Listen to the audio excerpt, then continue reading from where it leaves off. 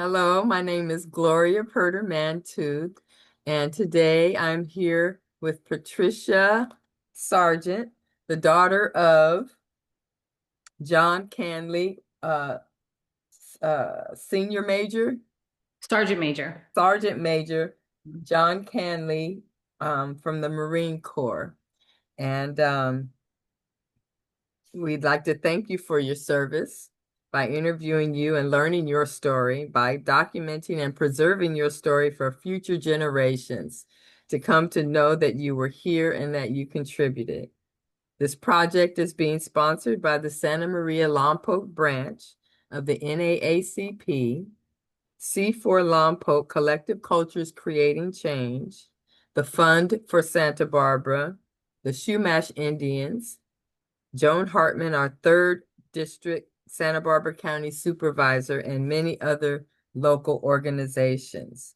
So before we begin, I'd like to ask if you'd be willing to sign the waiver granting Unsung Heroes Living History Project, a 501c3 nonprofit organization, the right to use this interview as detailed in the release at the conclusion of the interview. If Yes, so, then we will proceed. yes, ma'am. All right. All right.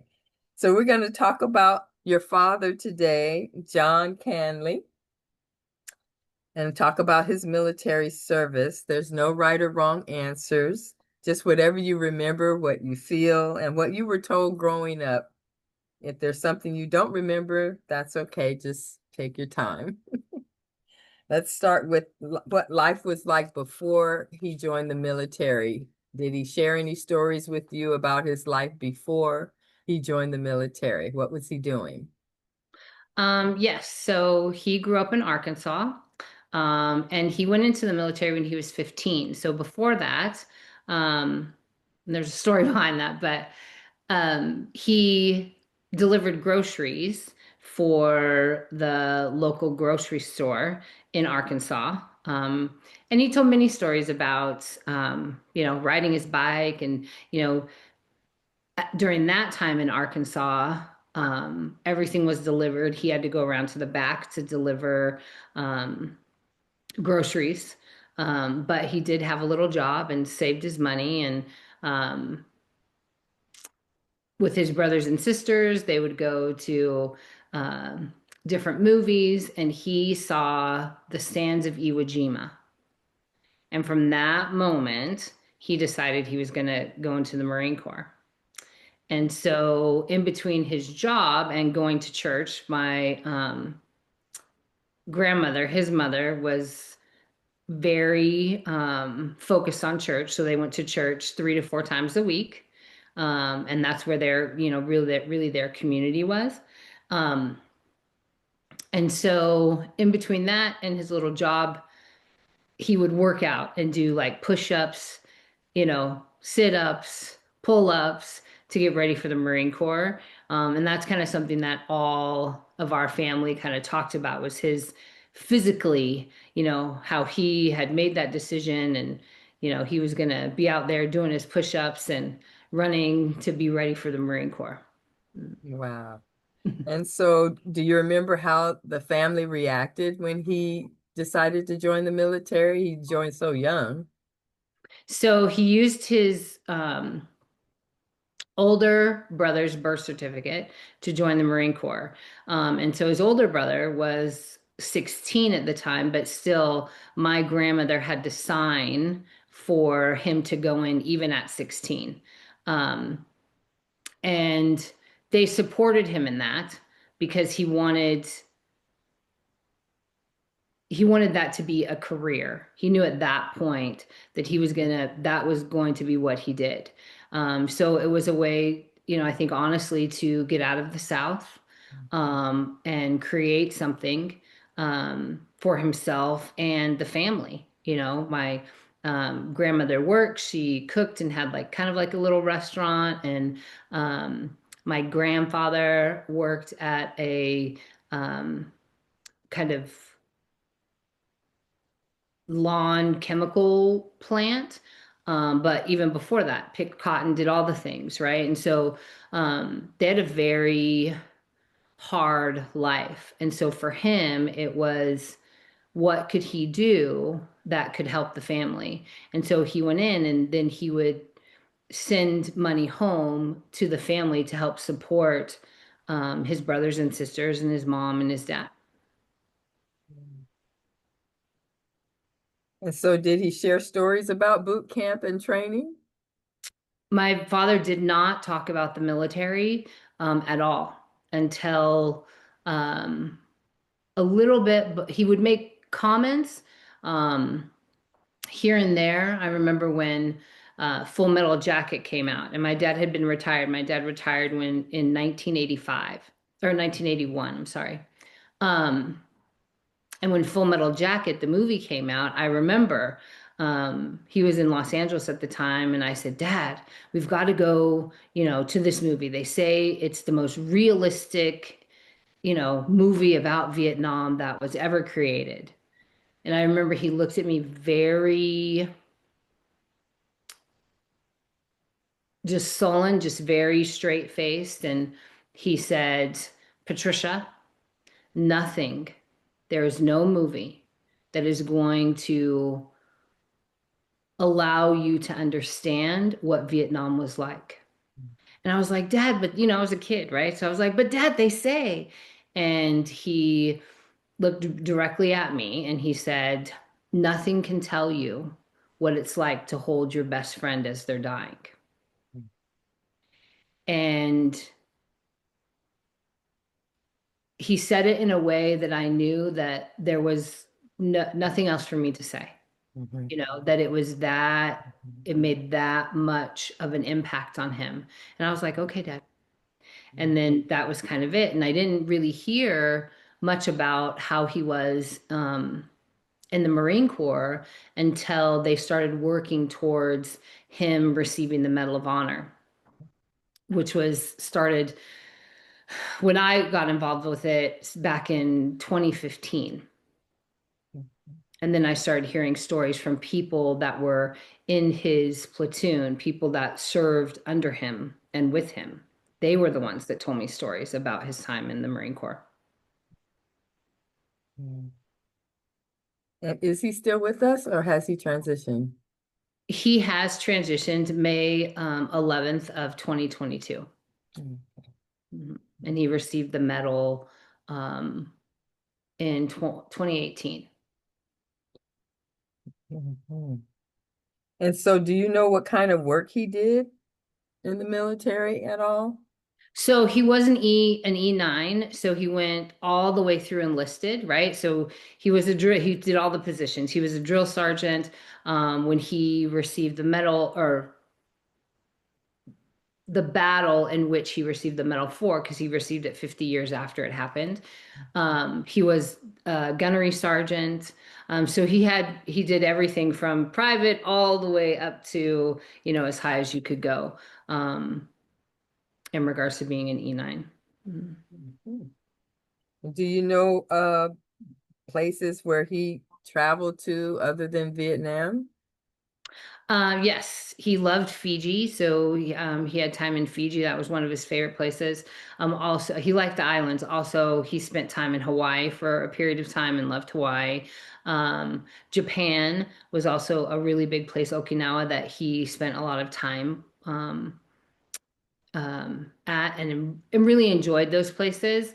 My dad didn't like the cold at all. So anywhere that was warm and tropical, that was probably where he was going to be. I think that's why Southern California and staying close in Lompoc and Santa Barbara and Oxnard, where a large portion of my family is at after they came from Arkansas into California. So I think, the warm weather and him being able to be by his family was really important to him. Wonderful. And so he didn't talk much about people that he served with who mattered to him other than that the one best friend, or did he talk about other people? He talked about once I started meeting individuals, the people in his company, right? Alpha 11, the ones that really were with him. My father did 3 tours in Vietnam.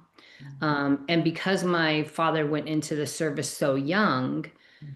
he was older in Vietnam. So you had a lot of enlisted individuals who were 17, 18. And my dad was in his late 20s and early 30s. And so those individuals were like he always referenced them as they're my Marines. These are my Marines, right? I need to take care of them. One of the stories that one of the individuals told me was that, your dad, wasn't just the gunny. Like he taught me how to shave. He taught me how to, keep a clean area, even out in the jungle. He had expectations, right? And so he was more of that mentor father figure for a lot of them because he had experienced a lot more than they had. Um, and so, you know, the stories that they told me tie a lot to how my father was. So my father was a very big man, right? Almost 6'4", very just large, broad-shouldered, super fit individual that you would think is kind of like that typical persona that you see as a drill sergeant, right? Who's gonna, you know, get in your face and yell at you. And that was my father was very soft-spoken. My whole life as a kid, he never raised his voice to me one time. There was one particular instance that I think his voice like dropped a few octaves because I wouldn't put my seatbelt on, but that's the only time I ever remember any kind of change. So he was very soft-spoken. Um, and they used to tell me that I asked him, like, well, was he different like in battle? And they were like, no, you had to focus and listen because he was very clear in what he said, but he didn't yell at you. He didn't have that type of persona. And I remember asking my dad when we were flying back after he received the medal, why were you like that? And he said, because it forced people to listen. If I'm not yelling at you, you have to really pay attention to what I'm saying. And when you're in a situation that is complete chaos, it brings a level of focus and calm to do what you need to do to get out of that versus panic. And he was like that my whole life.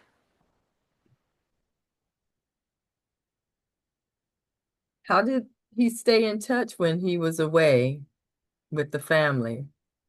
So he would send cards. And depending on where he was, packages would come like to my mom. I mean, I was little at the time, right? But um, my parents divorced when I was young, but they remained very close. And so when my father passed, my mom was there and stayed with him and took care of him and things like that. And so she was at, the medal ceremonies and all the things. Um, and so when I was younger, when he was still, although he was retired, he was still kind of doing different things in regards to the Marine Corps or visiting bases and that sort of thing. And he always, every holiday, from St. Patrick's Day to Valentine's Day to Christmas, there was always a card, and always some sort of little trinket from somewhere, that he would send. Um, and then when he was in the Marine Corps, when he came home from leave, he spent the majority of his time um, in Southern California because that's where the family was. That's where my parents actually met before I was born in Santa Barbara. I was born in Goleta Hospital, so he would come home when he would have leave when he was actually in the service, and spend it there. The majority of his family was there. Are there any items that you have that remind you of his service?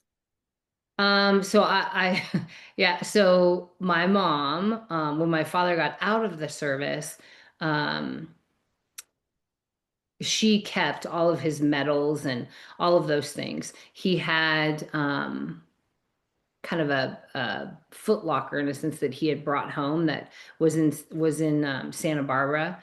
And the house there had a big fire, and so he lost a lot of things. So all the things that my mother had, um, his medals, pictures, different leatherneck magazines. They're like a magazine for the Marine Corps, that, he had with her at the house or whatever. She kept all of those. And even as a kid, the times that we would move and all of that, she kept it all. So, um, his medals are always something that, because they're his original medals, and my father is one of the highest decorated Marines in the Marine Corps, enlisted. And so um, I remember sitting down with friends of the family who were, one of them, his name was Reese. He was a Navy SEAL. And I really didn't know what the medals meant. My dad didn't talk about it. So Reese went through and explained to me like what each medal was, and, what each ribbon was. And um, on some of the medals, there's little kind of bronze stars, and that means that there's an additional medal to just the one, right? And so that probably reminds me the most of him.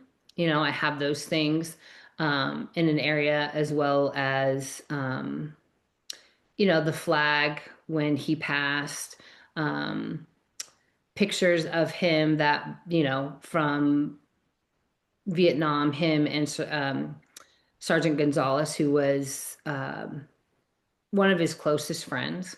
And he passed in the same. What's interesting is that my father received the Medal of Honor for the Battle of Way City.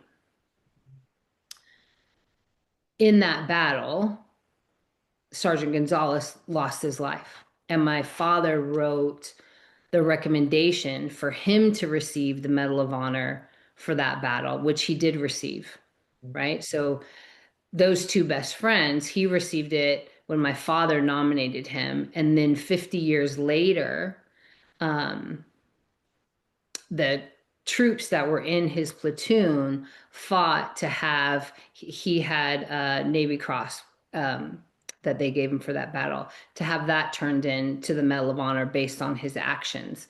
So they both received the Medal of Honor for that. So it's kind of an interesting story, and they both have naval ships named after them. All right. Did he ever talk about any difficult or unfair experiences that he faced while serving? You know, I read his military jacket, which is all of his records from, um, physical training tests, right, to, battles that he was in, just actual tests that he would have to take, reviews from officers that he reported into. And when I read that, you know, he's referenced as, based on what his rank was, E9, you know, um, soldier of color, right? And so based on that and that wording, I remember asking him like, how difficult was that? Um, and he said that his Marines, the people that he served with, there was never an issue in regards to color. It was always the people that were in command, not the ones that, the way he said it was, the ones that were out in the front taking the fire. There was never a color issue. But the individuals that were in the back giving the orders is where there were issues. And he said a lot of Marines who deserve to be recognized for their service never were recognized because of that. And he fought really hard, for individuals within his platoon where he witnessed different action. And after he received the medal and all of those things, he was able to, get some awards and medals to these men based on their actions that they never received. But he said it was never something that would happen from an enlisted perspective. He never experienced that. It was more from an officer perspective. Mhm. Did he describe the military as a place of teamwork and belonging? Yes. I mean, Mhm. he definitely was once a Marine, always a Marine. And the individuals that um, were in the Marine Corps, as he as his health started to change, and he kind of knew he wasn't going to be here. He kind of said, he always said to me, these are the individuals that no matter what you need, they will always be there for you. Right. And just kind of gave me a list of those individuals. And I remember at his funeral, it was like almost every one of them came up to me and said, doesn't matter what you need, you just reach out. Mhm. And it's been true. I've reached out to them for different things. I've reached out to them just to have a conversation, right? Just when I'm upset or sad or need, and they're right there. They don't hesitate. Or if I need help with something, um, they're right there. And it is a different level because I didn't grow up in that environment. I didn't travel from base to base, right? Because he was already retired when I was old enough to really know and be going to school and that sort of thing, even elementary school. When I started spending time with them in 2015, um, you can see it. You can see the family association, Mhm. right? There's no questioning. They are there for one another no matter what it is. The brotherhood. There, it is a true brotherhood to the point that it was shocking to me how real it was. It wasn't just something it was shocking that it is something that they bleed.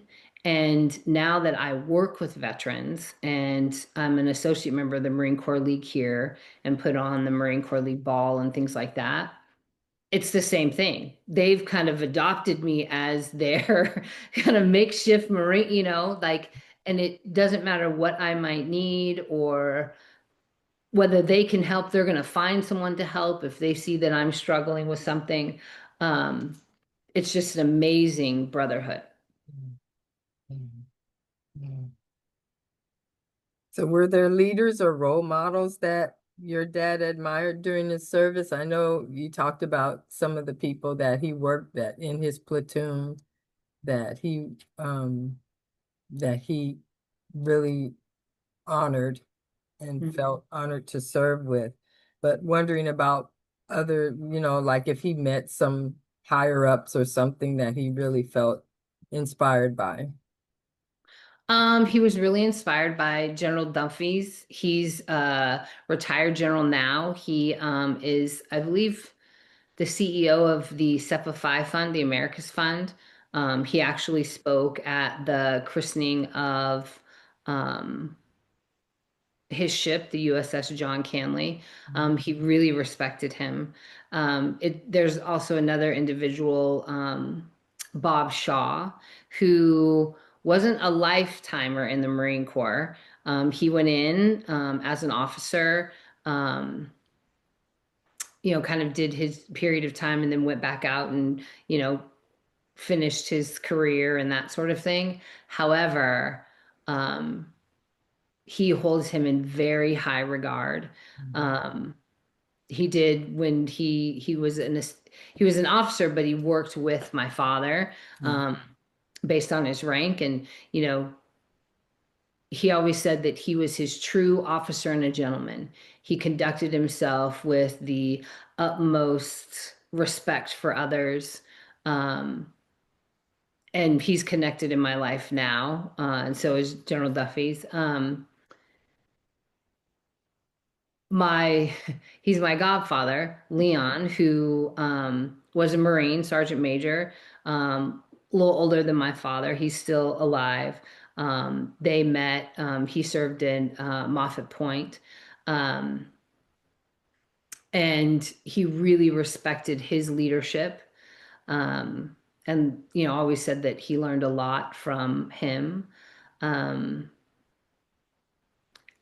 My father was not about titles, Hmm. you know. He always said you can learn from so many different people Yeah. if you just pay attention, right? And so for him, it wasn't about, oh, I met the president. Oh, I talked to the Secretary of Defense and they're a great person. It was more about um, how genuine they were Hmm. and where their focus was. And for him, it was about doing the right things. And I think that tied to why he went into the Marine Corps so early, because the right thing was to take care of his family, right? And then he developed another family and realized that, oh, I've got to take care of all of them, and so um, that's one thing that one really big lesson that I paid really close attention to. That's not about the title. It's not about your position. It's not about how much money you have or how much you don't have. Um, it's about, are you genuine? And am I really paying attention and listening to people? He did that really well. Hmm. That's beautiful. I think that's what made him successful in the Marine Corps, Mm. you know. And so when he transitioned to civilian life, um, what do you remember about that? What did he do after he He used retired? to After he retired, he used to tell me, well, my job is to stay fit. And I was like, what? And he was, like I said, that once a Marine, always a Marine. He had his regiment, right? His workout regimen, his eating regimen. He did some different things with textiles, for a period of time and kind of import export. Um, but he spent a lot of time with Marines, going to bases, talking to Marines, talking to young Marines that were, or potential Marines that were thinking about going into the service. Um, and so, like I said, he did a few things in regards to additional work. Um, but it was really about the time that he could spend with Marines. I remember as a kid during the summer, um, going to the base and working out every morning, and then, going to the BX or going to an event that was happening on the base was something that we always did, even though he was retired, Hmm. and I didn't understand it then, um, kind of the respect that other Marines had for him. I didn't understand his rank. I didn't understand, you know, what he had achieved there, but I knew that there was something because they treated him differently than like other people that were in the mix. Um, but we spent a lot of time doing that. I remember as a kid, um, going to the base and going to picnics on the base and knowing, like Vanderburg, like I know that gym like the back of my hand because we went there all the time. So And do you think the military service changed him as a person? I mean, I know you didn't know him before, but just from what you feel. um from what I feel, or even the stories that my auntie or my uncles have told me, um he was always that calm and steady, and responsible individual. And he was that same way in the Marine Corps. Mhm. Um, and it was always about how he could take care of others. Mhm. That those were stories as a kid that they would talk about, as one of the siblings, right? He was Mhm. that one that he wasn't out kind of, breaking the rules. He wasn't crazy in the rules. He was like right steady in the middle, followed through on the things that he said he was going to do. And he was always that way. Mhm. Mm. So what do you think he would be most proud of from his service?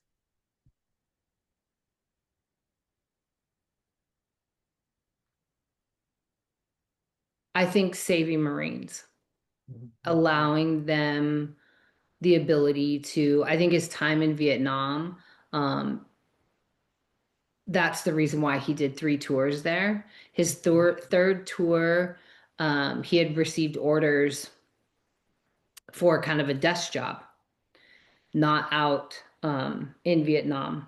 And he had an individual that was going to be deployed to Vietnam, and he had never been there. And my dad went into his commanding officer and asked him to change their duties, Mhm. and that he would go back and that he could stay in the desk job. And that happened. They changed the orders. He wanted to take care of Marines, I think, his whole life. And so I think that's what he would be most proud of, is that he truly did take care of Marines. Even after he was retired, he still took care of Marines. Wow. And the lessons or advice that he passed down to you? You know, what's funny is that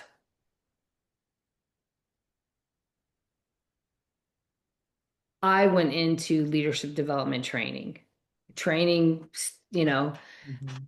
people from corporate how to be leaders. Um, and I didn't, I spent vacations with my dad, but I didn't live directly with my dad. I lived with my mom, right?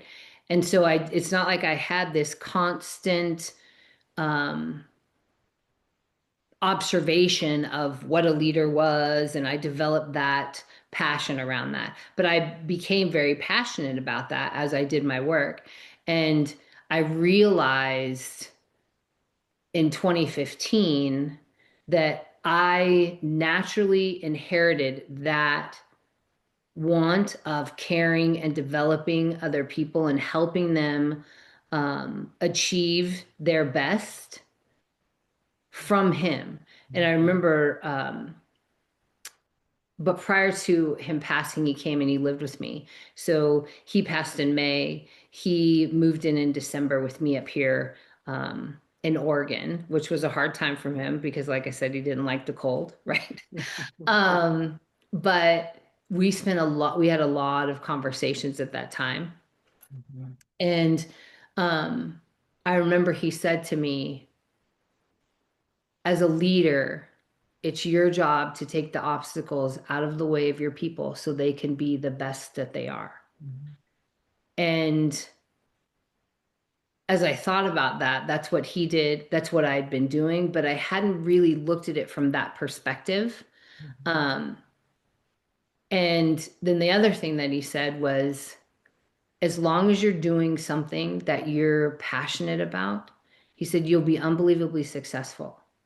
And he said, and it's not about money. He said, you'll be successful internally. You'll enjoy what you're doing and you will not worry. You won't worry about it. And what's interesting now that he's passed is I made that decision to kind of leave corporate America and go into this volunteer base. And it's like, it makes me unbelievably happy. And all these things are falling into place Right. that I don't have, you know, that I can't worry about. I'm not making that corporate the amount that I used to. What am I going to do with this? I still have to do things. And then this Easter sales things pops up and I'm like, oh, well, okay, I'll work there a little bit and I'll do that. You know, it's like listening to that advice and focusing on, even with the veterans I work with now, how do I help remove those obstacles so Mhm. they can be the best that they can be? Mhm. So that would probably be, you know, the number one thing. Right. And when future generations of your family hear about his service, what do you hope they understand and remember about him?